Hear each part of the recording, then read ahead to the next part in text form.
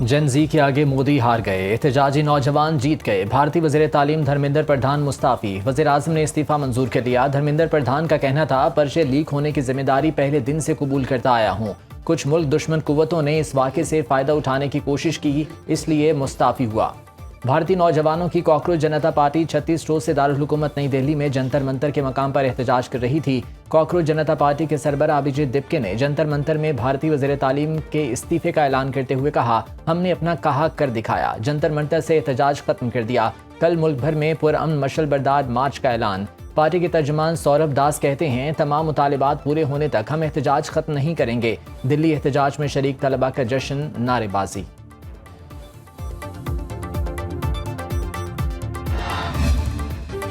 مودی سرکار کا کشمیر اور منی پور کے بعد نئی دہلی میں نہتے شہریوں کے خلاف پیلٹ گن کا وحشیانہ استعمال۔ اپوزیشن لیڈر راہل گاندھی نے پیلٹ گن سے زخمی نوجوان کو میڈیا کے سامنے پیش کر دیا۔ راہل گاندھی نے کہا، پولیس کے پیلٹ گن فائر کی وجہ سے نوجوان کی آنکھیں ضائع ہو چکی ہیں۔ بھارتی پولیس کی جانب سے نوجوانوں پر بدترین لاٹھی چارج اور واٹر کینن کا استعمال کیا گیا۔ درجنوں نوجوانوں کو حراست میں بھی لیا گیا۔ راہل گاندھی نے مزید کہا، نریندر مودی بھارت کا ماضی ہیں اور ماضی کبھی مستقبل کا مقابلہ نہیں کر سکتا۔ عام آدمی پارٹی کے سربراہ اروند کیجریوال نے کہا، وزیر اعظم کے مستعفی ہونے سے جمہوریت کی جیت ہوئی۔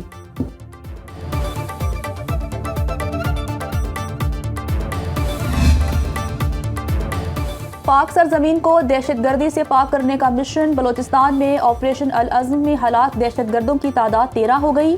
سیکیورٹی فورسز کی مستونگ کے علاقے کھٹکوچا میں موثر کارروائیاں۔ سیکیورٹی فورسز نے فتنہ ہندوستان کی متعدد کمین گاہوں کو تباہ کر دیا۔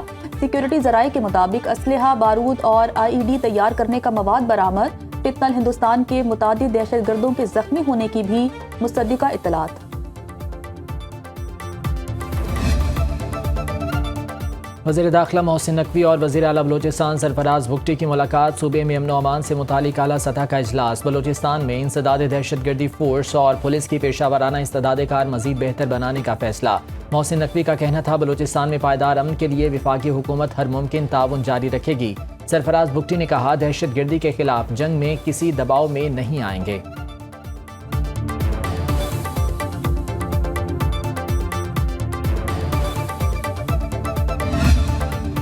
سعودی اتحادی افواج کا یمن کے شہر الحدیدہ میں حوثیوں کے عسکری ٹھکانوں پر حملہ۔ الحدیدہ گورنریٹ اور حوثیوں سے منسلک فوجی اہداف کو نشانہ بنایا۔ سعودی اتحادی افواج نے کہا، حدیدہ بندرگاہ پر حملہ نہیں کیا، تمام بندرگاہیں جہاز رانی کے لیے کھلی ہیں۔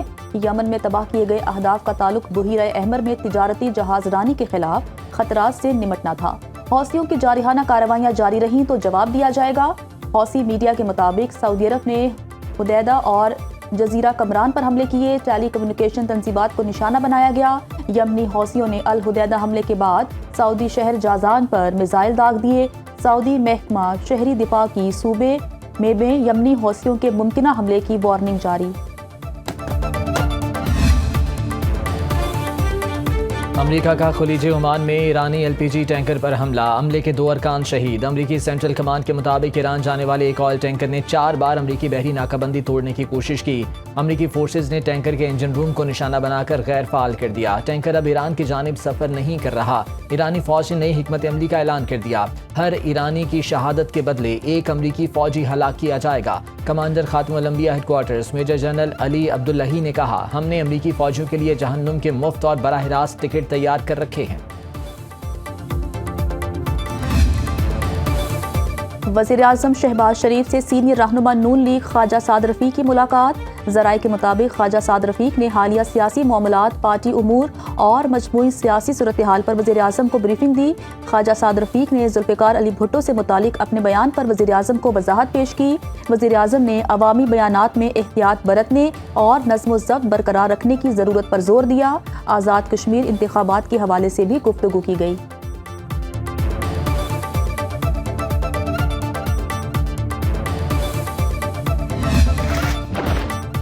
ملک بھر میں طوفانی بارشوں نے تباہی مچا دی۔ پنجاب، سندھ، خیبر پختونخوا میں 24 گھنٹوں کے دوران 14 افراد جاں بحق۔ لاہور میں چھت گرنے سے ماں، باپ اور بیٹی جاں بحق۔ گجرات میں بھی گھر کی چھت گرنے سے 3 بہن بھائی چل بسے۔ عمرکوٹ اور تھرپارکر میں 2 اموات۔ چترال میں آسمانی بجلی گرنے سے چرواہا جان کی بازی ہار گیا۔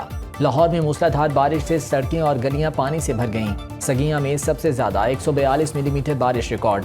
گجرانوالہ، منڈی بہاؤالدین، فیصل آباد، سرگودھا، ساہیوال میں بھی پانی ہی پانی۔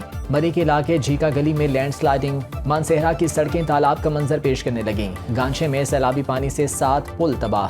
اسکردو میں گلیشیئر پھٹنے سے سیلابی صورتحال، 600 سے زائد گھروں کا رابطہ منقطع۔ پنجاب میں نکاسی آب کے لیے حکومت متحرک، عظمہ بخاری نے سوشل میڈیا پر ویڈیو شیئر کر دی۔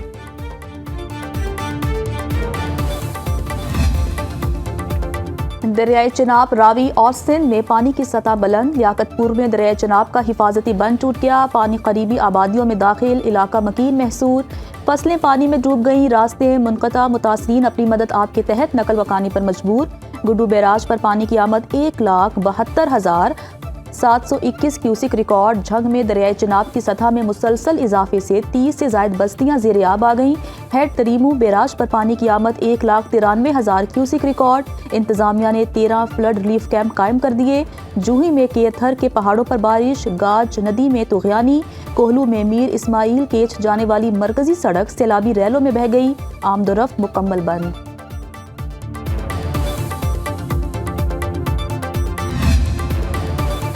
چمن سمیت بلوچستان کے سرحدی علاقوں میں طویل خشک سالی، ڈیم مکمل خشک، زیر زمین پانی کی سطح خطرناک حد تک نیچے چلی گئی۔ چمن میں زیر زمین پانی کی سطح 90 فٹ مزید نیچے جانے کا انکشاف۔ غیر قانونی ٹیوب ویلز کی تنصیب سے خشک سالی کی صورتحال مزید سنگین ہونے کا خدشہ۔ فصلوں کے لیے پانی کی عدم دستیابی سے کاشتکاروں کو شدید مشکلات کا سامنا۔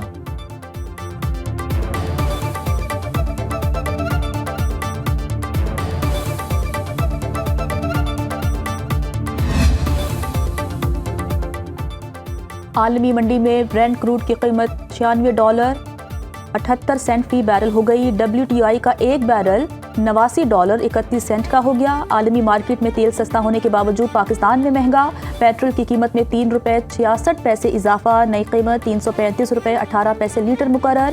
ڈیزل ₹4.80 مہنگا، 1 لیٹر ₹383.46 کا ہو گیا۔ حکومت نے ایک ہفتے میں تیل کی قیمتیں 6 بار بڑھائیں، ڈیزل 60، پیٹرول ₹24 لیٹر مہنگا کیا۔ وفاقی آئینی عدالت نے پیٹرولیم مصنوعات کی قیمتوں میں اضافے کے خلاف حافظ نعیم الرحمان کی درخواست کو باقاعدہ نمبر الاٹ کر دیا۔ جماعت اسلامی 7 اگست کو مہنگائی کے خلاف احتجاج بھی کرے گی۔ مہنگائی کے مارے عوام کی پیٹرولیم مصنوعات سستی کرنے کی دہائیاں۔ خطے میں پائیدار امن کے لیے پاکستان کی مشترکہ کوششیں جاری ہیں۔ وفاقی وزیر داخلہ محسن نقوی سے برطانوی ہاؤس آف لارڈز کے رکن ضمیر چودھری کی ملاقات۔ محسن نقوی نے کہا، اس بار بھی ہماری کاوشوں کا نتیجہ اچھا آئے گا۔ پاکستان میں سرمایہ کاری کے لیے وسیع مواقع موجود ہیں، سرمایہ کاروں کو ہر ممکن سہولتیں فراہم کی جائیں گی۔ لارڈ ضمیر چودھری نے خطے میں امن کے لیے پاکستان کی کاوشوں کو سراہا۔ وزیر اعظم شہباز شریف اور فیلڈ مارشل عاصم منیر نے علاقائی استحکام کے لیے قابل تحسین کاوشیں کیں۔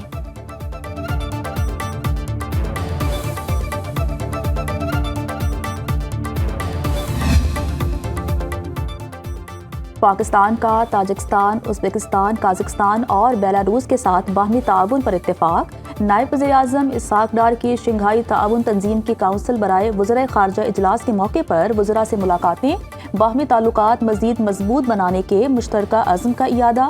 تجارت، سرمایہ کاری، توانائی، رابطہ کاری سمیت مختلف شعبوں میں تعاون کو مزید وسعت دینے پر تبادلہ خیال۔ امن، استحکام اور خوشحالی کے فروغ کے لیے کثیر الجہتی فورمز پر قریبی تعاون جاری رکھنے پر اتفاق۔ وزراء نے امریکہ ایران مکالمے کے فروغ میں پاکستان کے تعمیری کردار کو سراہا۔ اسحاق ڈار کرغزستان سے وطن واپس پہنچ گئے۔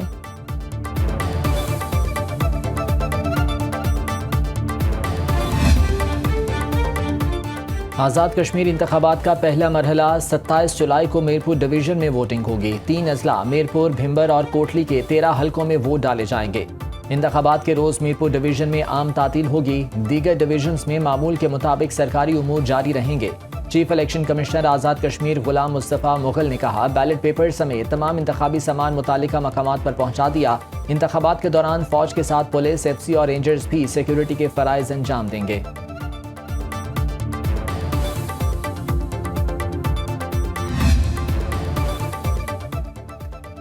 ایم کیو ایم پاکستان کا آزاد کشمیر انتخابات میں نون لیگ کی حمایت کا اعلان۔ نون لیگ کے وفد کی بشیر میمن کی سربراہی میں ایم کیو ایم پاکستان کے بہادر آباد مرکز کا دورہ۔ فاروق ستار اور دیگر رہنماؤں سے ملاقات، میڈیا سے گفتگو کرتے ہوئے کہا کہ ایم کیو ایم پاکستان کے تمام امیدوار نون لیگ کے حق میں دستبردار ہو جائیں گے۔ یقین ہے کہ کشمیر میں یہ انتخابات نون لیگ جیتے گی، نون لیگ جیتے گی، اس کا مطلب ایم کیو ایم جیتے گی۔ آزاد کشمیر انتخابات جیتنے کے بعد حکومت سازی کے وقت ایم کیو ایم کو بھی شامل کیا جائے۔ سندھ میں ایم کیو ایم کا گورنر ہمارا مطالبہ ہے۔ بشیر میمن نے حمایت پر ایم کیو ایم کا شکریہ ادا کیا۔